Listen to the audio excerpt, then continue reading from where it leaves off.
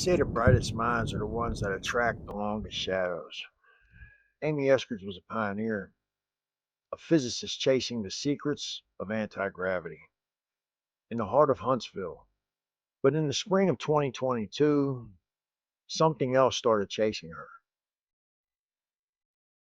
It started with what she termed intel bombs, men twice her age quoting her own dental records and spinal MRIs to her face in coffee shops.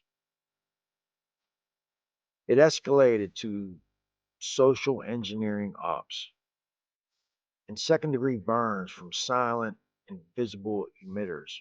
And then the rhyme started, anonymous messages in the dead of night, whispering through her phone, telling her to take her pills and go out to the barn, things like that. 5 weeks before she was found dead, Amy sent a message to Franc Milburn that serves as a haunting receipt from beyond the grave. She didn't just fear her end, she predicted the narrative that would follow it. Tonight, we aren't just reading leaked texts. We are looking at the blueprint of a specialized domestic hit. This is Touching the Third Rail. I'm John. And tonight, we listen to the woman they tried to silence. So, right now, we're looking at this the full text from Amy Eskridge. And this was leaked on Twitter by Franc Milburn, ex Intel from the UK.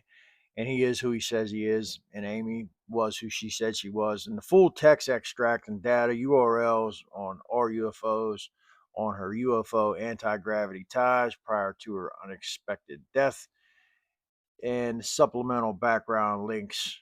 So we're going to check this out. And this post has a high-level overview of Eskridge and her anti-gravity and UFO ties. And Patrice Valorio of Vasco Exoprobe and the Soul Foundation, along with UFO researcher Courtney Marchesani, tweeted about Amy Eskridge. And she died in 2022. She was the chair and founder of the Institute of Exotic Science in Huntsville, Alabama.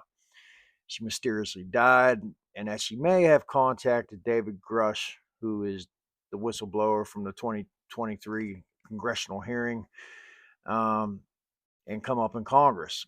I know Franc Milburn had claimed that she had talks with high-level officials in the Trump administration and intelligence in Washington, D.C. So this is a major post. And following Luis Elizondo's interview with George Knapp on Coast to Coast, Knapp talks to Franc Milburn, who was friends with NASA anti-gravity researcher Amy Eskridge, who has been talked about plenty as having died under mysterious circumstances in June of 2022 while trying to go public about anti-gravity and free energy. She felt that the public should have access to this technology, that it would free us. And there was some dark forces that were working against her. And then you have the Gary Nolan Soul Foundation connection. Did Gary Nolan tie a patent that matches the UFO that Ryan Graves encountered along with Ning Lee, Amy Eskridge, anti-gravity research for UFOs and directed energy weapons together with an accidental disclosure on this side? But we're going to get into the full text messages and skip over those things. And this is May 3rd. So she died June 11th of 2022. And so this text message would be from May 3rd. So this is just like a little over a month prior. And they're talking about, and this was sent, and this was the text message that Amy sent. And it talks about the boots on the ground guerrilla tactics are absolutely insane for any high value target that shows their face in public in Huntsville right now. I really don't think I have ever seen it be this bad before. And that's really saying something. I had heard there were new outside units deployed in town since just before the conflict started. OMG, I believe it. I can see it.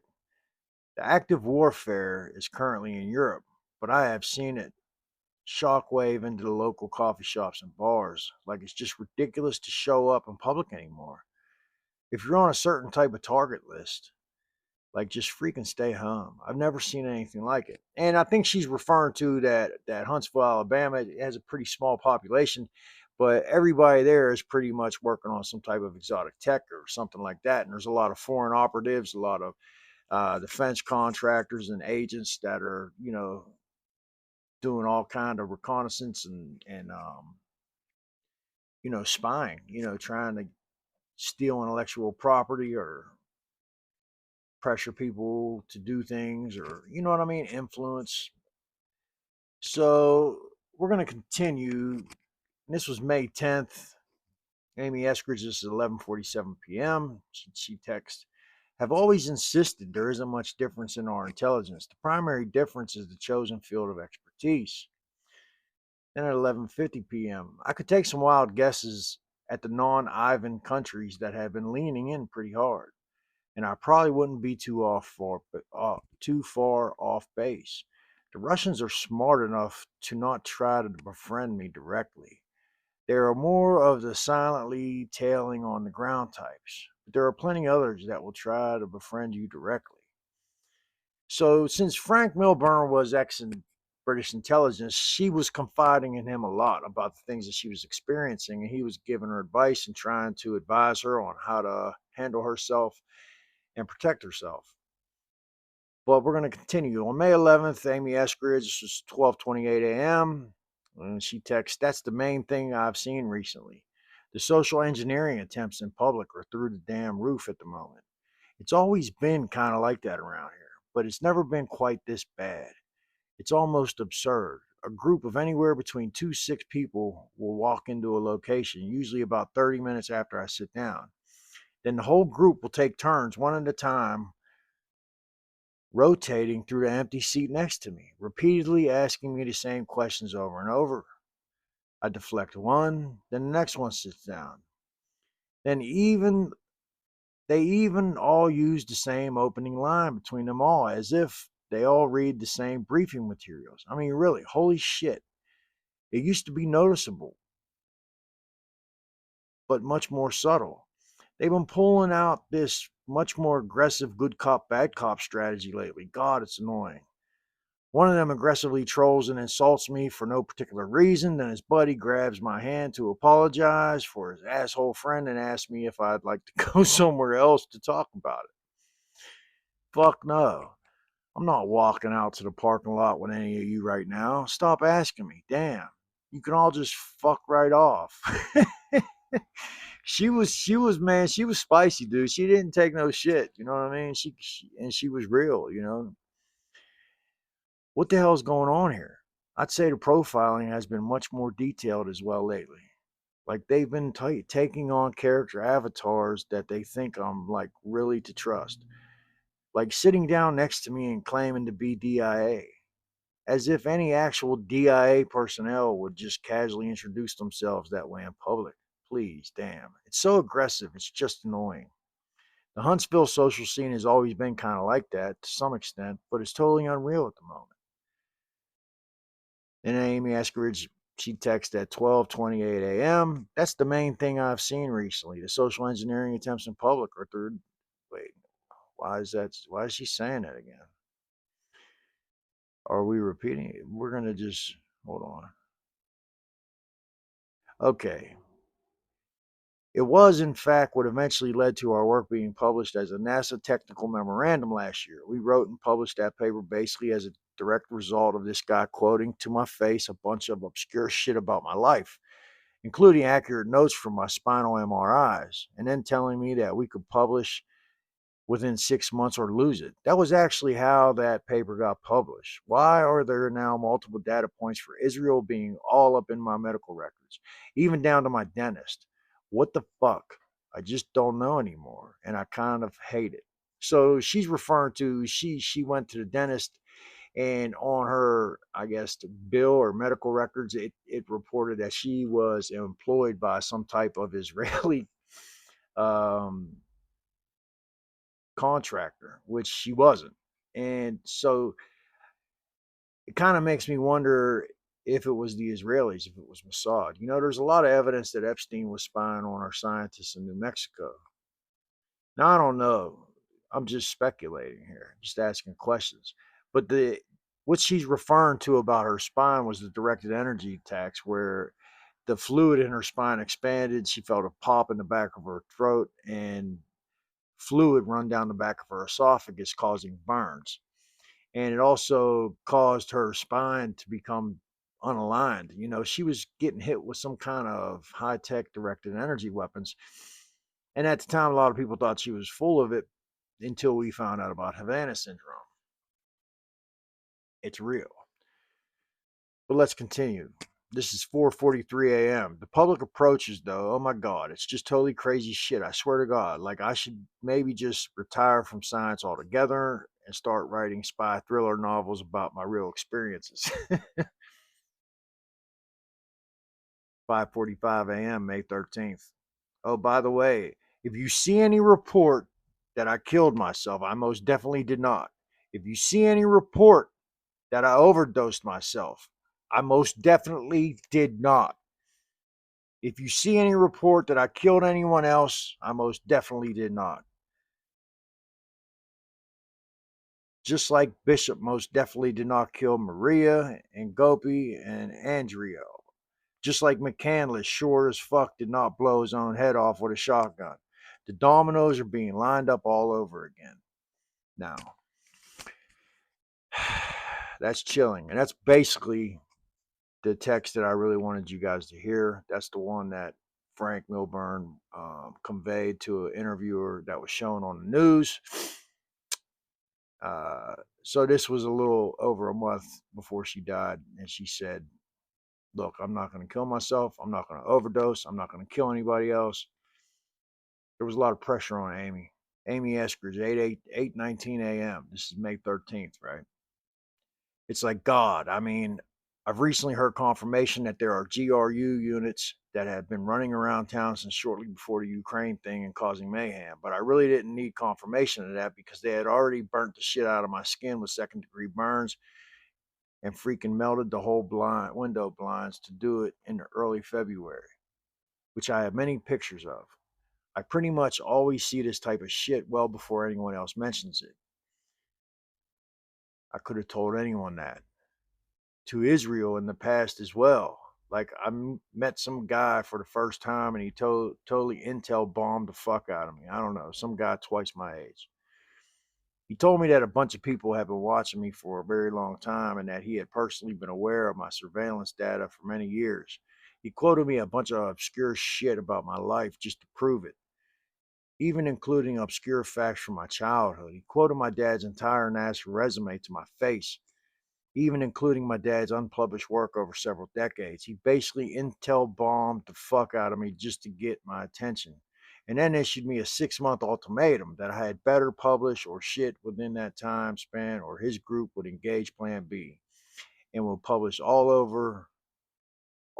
our surveilled work out from under us under a different name, and would patent it all to take all the intellectual property rights from us. He then described me how our prototypes worked in great detail, just to prove that he had actually had the surveillance. Then he ended it by telling me that I had something between my L3, L4 vertebrae that I needed to have checked out.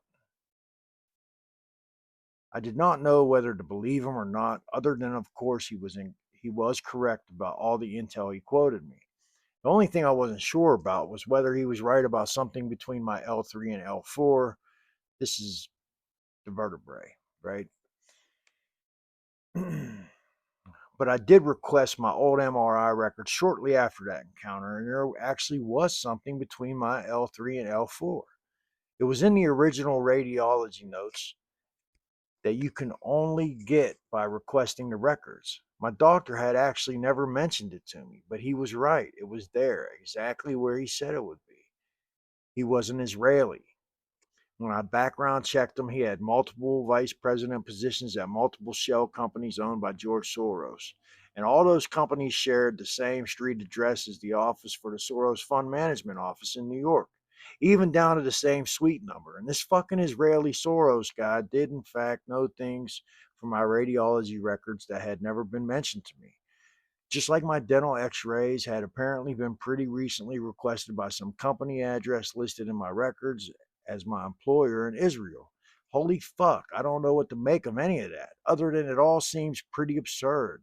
Like, I actually try to live a pretty normal life as much as I can. I really don't go into my routine dental appointments expecting to find that I have an Israeli employer documented in my records. It's absurd. Of course, that 6 month ultimatum that he gave me, paired with the absolute massive intel bomb that he dropped on me to prove. So she was freaking out about this Israeli dude, right? And it really makes you question. Look, there's been evidence that the Israelis have been involved in a lot of crazy shit in America, all the way from JFK to 9/11.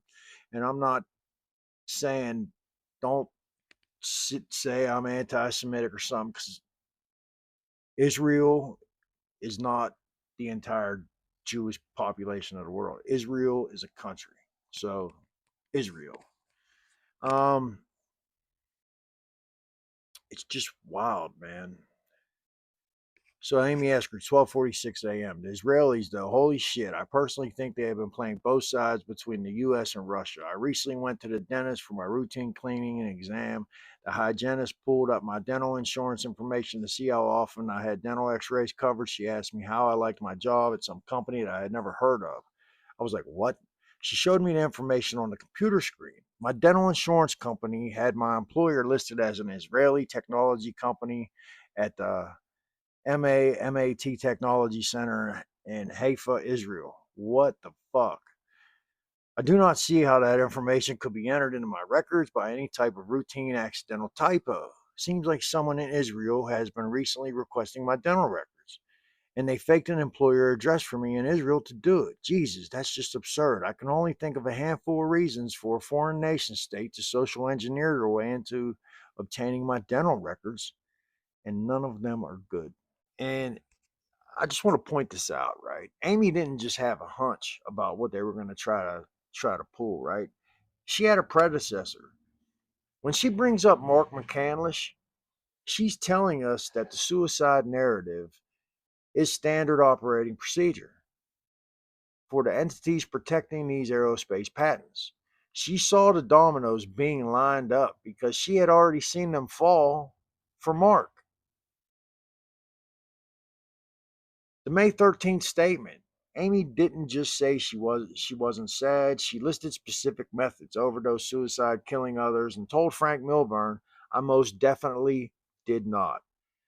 If someone is planning to take their own life, they rarely spend their final weeks frantically documenting harassment, reporting burned window blinds, and worrying about their patent IP. May 12th. 1:05 a.m. My dental records having my employer listed as some random company in Israel did at least trigger me to rewind and think more in depth about other times that spooky fucks have seemingly had access to my detailed diagnostics or other medical records. And I guess I had sort of underestimated how many examples there were of this. Because it's all been sort of weird blur of pretty extreme crazy shit over the past few years. But in retrospect, it has happened a few times now. Connected. I don't know. It was creepy enough for me to tell several other people, like, hey, if anyone reports that I killed myself, I fucking did not. Some of them were like, yeah, I know. They did that to me too. Yep. Someone is absolutely trying to taunt you into killing yourself. It's real. Just don't do it. With pretty nuanced advice on how to navigate it, that's absurd. It's fucking disturbing that I can report this current thing to my inner circle of scientists in the US, and some of them are like, yep, that happened to me. They're going to ask you to kill yourself and taunt you for a while about it. Just don't do it. Those guys are assholes. Like, what the fuck, man? What the, and she even says it in the text message. What the actual fuck? What the fuck? Who are these fucking pricks? And how common is this exactly? What the hell? So she was going through it, man. And thank God for Franc Milburn that he has come forward with this and that we can look at it and really examine what the fuck was going on, man. Sorry about all the F bombs, but this subject with Amy Eskridge just bothers me, man. And the more I do episodes about it, the more it freaking disturbs me, This is Amy Eskridge, 2:52 a.m. There's probably a pretty short list of U.S. contractors who would do something this dirty. Gave me Havana syndrome ahead of time just to make me think and tell people that it was Russia.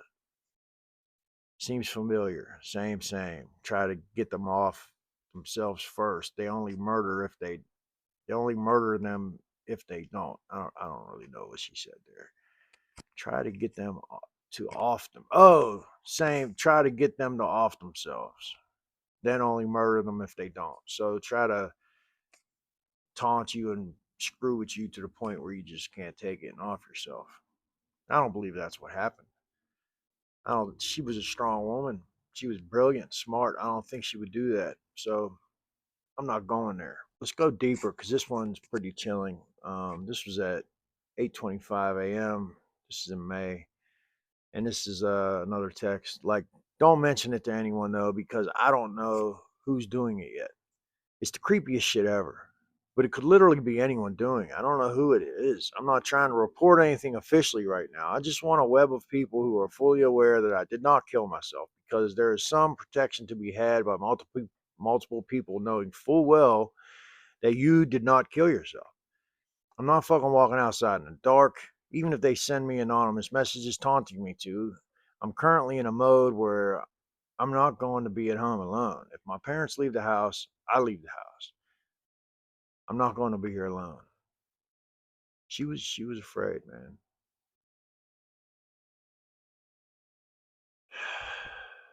Like, was there nobody in her life um that she could go to, like a brother or a uncle or something? In my circle, there's certain people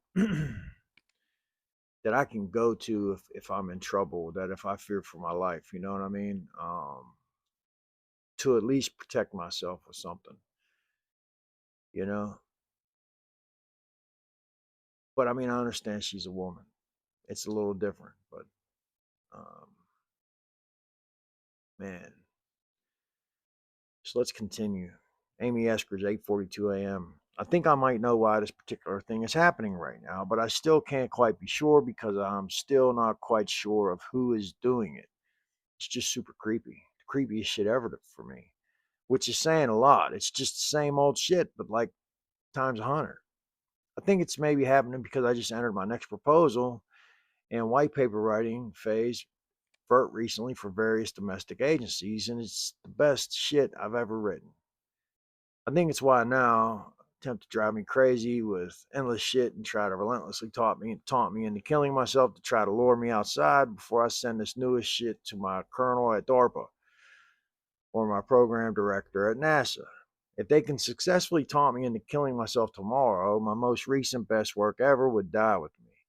I think that is why. But can I tell any of these agencies that I'm currently being aggressively taunted into killing myself right now, though? Nope, I can't. It would immediately disqualify me from obtaining any new security clearance in the future.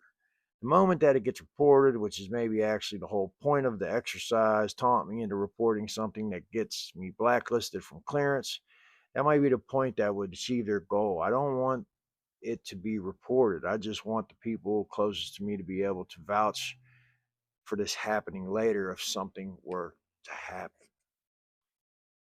You know, I and then I find out about Richard Eskridge doesn't want to be interviewed, claims that and he's under a lot of I don't know, man. I don't know. I feel so bad for the family, and I don't want to speculate about anything negative. It's just so odd to me that this happened to her and that it's being brushed under the carpet or trying to be. Thankfully, appears that there's going to be an investigation. We can only hope. And this is where she gets into these. She was getting these messages, and they were like nursery rhymes, trying to get her to off herself. And one of the quotes is, "Take your pills and overdose, and this will go away. Take your pills and overdose, it will all be okay." Like fucking creepy nursery rhymes about how to kill myself. God damn it. It's the creepiest shit ever. It progressed from creepy rhyming advice on how to kill myself to eventually morphing into other crazy messages that were clearly trying to lure me out of the house at night. Like, I'm right out here, come out to the front door, open it, walk past the pool, I'm in the barn, come out to the barn and find me. That's creepy. And she even says, creepy. Creepy ass shit. Creepiest shit ever. I've lived through some fucking crazy Mossad level psyops. I've had my detailed medical records quoted to my face. This new shit is the creepiest shit ever. Like, what would I fucking find if I was stupid enough to walk out to our barn in the middle of the night just because some anonymous asshole asked me to? Fuck no, I'm not going out there. Stop asking. And asking me to come out to the barn. How the cameras are currently set up, you'd see footage of me walking out to the barn by myself, and you would not see anyone approaching the barn from the back. There would just be footage of me walking out there by myself on the cameras, and then maybe my parents would find me hanging from the rafters in the morning. God damn, I'm not going out there. No matter how many times you send me messages baiting me to, it's the creepiest shit I have ever experienced. It has totally surpassed all the previous insane creepy shit I have ever seen. No, I'm not going to take all my pills and overdose myself, no matter how many creepy rhyming messages you send me asking me to. And I'm also not going to walk outside to the barn at night to come to you. Fucking stop asking me to. God damn it. I don't know. It's maybe the groundwork to frame a suicide. Just ask McCandless. Oh, wait, you can't. He's dead of a supposed suicide. He was emailing me shortly before he died because we had both independently come to a lot of the same conclusions, and then he was dead. I'd love to know if he was being creepily taunted to kill himself before then. It's just, dude, that is just wild. And the fact that she's talking about McCandless. For those of you who don't know, McCandless, Mark McCandless, was the guy who he was an illustrator for a lot of defense contractors and military people, and he would draw pictures of futuristic advanced aircraft blueprints and plans and stuff, and just an awesome artist. And anyway, a friend of his, I forget the guy's name, had seen a ARV, which is an alien reproduction vehicle, in a hangar, I believe, at Edwards Air Force Base, but that could be Kirkland, I'm not sure. But he said the thing was floating off the ground and it was a disc. And so McCandless drew the thing and he called it the Flux Liner. So then a guy, James Allen, was going to make a movie about it, and it was called The Hunt, or it was called 0 Point or something. And anyway, James Allen got this aggressive form of cancer, and he died before the movie even came out. And it turned out he had heavy metals in his body, like poison from like uranium and shit, and like thorium, like crazy shit. He died real quick. And then McCandless was set to testify in front of the, I believe it was the Senate Intelligence Committee about this shit. And he unalived himself supposedly just months before he was set to testify. So this is the McCandless she's talking about. Just nutty, man. Let's continue. This was 3:58 a.m. Even just this evening, I received a message saying that they were looking right at my best friend, that she was right in front of them. A little over an hour later, I received a text from her. She had just gone to dinner with a friend and made a point of making sure her car was locked because she was aware of this stuff going on. She came back to her car to find it unlocked. Well, fuck. And then May 26th, Amy Eskridge sent the following message at 1:55 a.m. She said, I don't know. That's the most likely culprit, according to both my ex-CIA guy and my retired general I work with, who ran counterterrorism for STRATCOM. So they are coming from experience with these types of issues. They are familiar with the technical details of my work, and they professionally know me. They both think it's a private industrial source who has hired contractors to follow me around and harass me, and have left a trail of breadcrumbs to make me think it's Russia. That's their assessment. It's really not good over here right now. Then at 2:11 a.m., she continued. I explained recent events to my ex-CIA weapons guy, whiteboard briefed him on my most recent work, and flipped him through my most recent technical notebook pages. He stared down at one page for a long time, then looked back up at me and was like, well, this is definitely why. Makes perfect sense to me. Well worth the budget for the right entity. Then he told me not to not let that notebook out of my sight, because there's obviously a decent budget behind following me around to look for an opportunity to swipe it off a table. I was like, yeah, no shit. I've only been screaming this problem from the mountaintops and have been literally begging for help for a good while now. It's pretty bad when the old spook's around and you start getting pretty fucking spooked.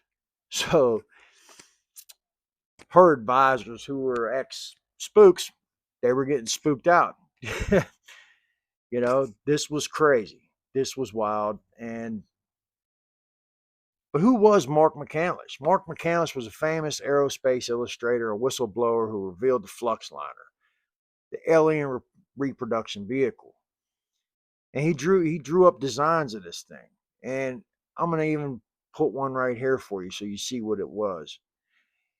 And basically, he was a whistleblower, right? He had a friend that came to him who was involved with, top secret aerospace. And the guy basically told him about a thing that he saw in a hangar at one of these bases. And Mark was drawing this thing up. He was with Stephen Greer. He was a part of the Disclosure Project National Press Club event in 2001.